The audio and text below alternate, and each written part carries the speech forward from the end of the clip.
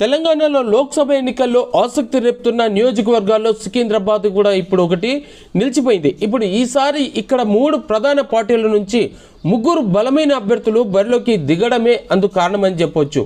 BJP నుంచి కేంద్ర మంత్రి sitting MP G Kishan Reddy, మరి కాంగ్రెస్ నుంచి దానం నాగేందర్ నిలిస్తే బీఆర్ఎస్ నుంచి తిగుల పద్మారావు గౌడ్ పోటీ చేస్తున్నారు. మరి ఈ 3 విజయంలో ఎవరిని విజయం వరిస్తుందా అనేది ఇప్పుడు ఉత్కంఠగా కొనసాగుతుంది. అంతేకాకుండా సికింద్రాబాద్ లోక్సభ పరిధిలోని సికింద్రాబాద్ కంటోన్మెంట్ అసెంబ్లీ స్థానానికి కూడా ఉప ఎన్నిక కూడా జరిగింది. అయితే ఈ నేపథ్యంలో సికింద్రాబాద్ లోక్సభ స్థానం ఆ ఫలితాల మీద చాలా ఆసక్తిగా కలిగేటువంటి ఫలితాల కోసం వేచి చూడాల్సిన పరిస్థితి. సికింద్రాబాద్ నియోజకవర్గ పరిధిలోని ముషీరాబాద్, అంబర్పేట్, ఖైరతాబాద్, జూబ్లీ హిల్స్, సనత్ నగర్, నాంపల్లి, ఇక సికింద్రాబాద్ కంటోన్మెంట్ అన్ని అసెంబ్లీ స్థానాలు ఉన్నాయి. ఈ అసెంబ్లీ స్థానాల్లో మల్కాజ్గిరి, హైదరాబాద్ లోక్సభ స్థానాల మాదిరిగా ఇది కూడా పూర్తిగా పట్టణ పబ్లిక్ తోటి కూడినటువంటి నియోజకవర్గం. సికింద్రాబాద్ లోక్సభ స్థానాన్ని అత్యధిక సార్లు కూడాను కాంగ్రెస్ పార్టీ గెలుచుకొని పోతే, ఇక తెలంగాణలో బీజేపీ ఎక్కువ సార్లు గెలిచిన సీటు కూడా ఇదే కావడం అనేది మనం గమనించాల్సిన విషయం. అయితే సికింద్రాబాద్ లోక్సభ స్థానం నుంచి బీజేపీ నేత బండారు దత్తాత్రేయ 4 సార్లు ఎంపీగా గెలిచిపోయారు.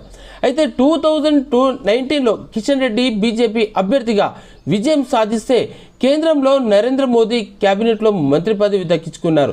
2023 అసెంబ్లీ ఎన్నికల ముందు కూడా ఆయన బీజేపీ తెలంగాణ అధ్యక్షుడిగా కూడా బాధ్యతలు చేపట్టినటువంటి విషయం అదందరికీ తెలిసిందే. ఈ 2024 పార్లమెంట్ ఎన్నికల్లో కిషన్ రెడ్డి బీజేపీ అభ్యర్థిగా మరోసారి బరిలో నిలవడం, బీఆర్ఎస్ అభ్యర్థి పద్మారావు గౌడ్ ప్రస్తుతం సికింద్రాబాద్ ఎమ్మెల్యేగా కొనసాగుతుండగా దానం నాగేందర్ ఖైరతాబాద్ ఎమ్మెల్యేగా ఉన్నారు. మరి కాంగ్రెస్, బీఆర్ఎస్ పార్టీలు వ్యూహాత్మకంగా సిట్టింగ్ ఎమ్మెల్యేలను బరిలోకి దించేసినాయి. 3 పార్టీల అభ్యర్థులు హోరాహోరీగా ప్రచారం కూడా నిర్వహించారు.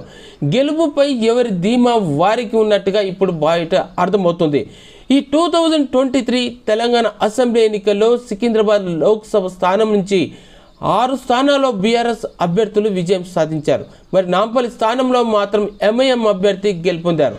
2019 పార్లమెంట్ ఎన్నికల్లో ఇక్కడ 46.49% పోలింగ్ అవుతే 2023 అసెంబ్లీ ఎన్నికల్లో 50.55% పోలింగ్ నమోదైంది.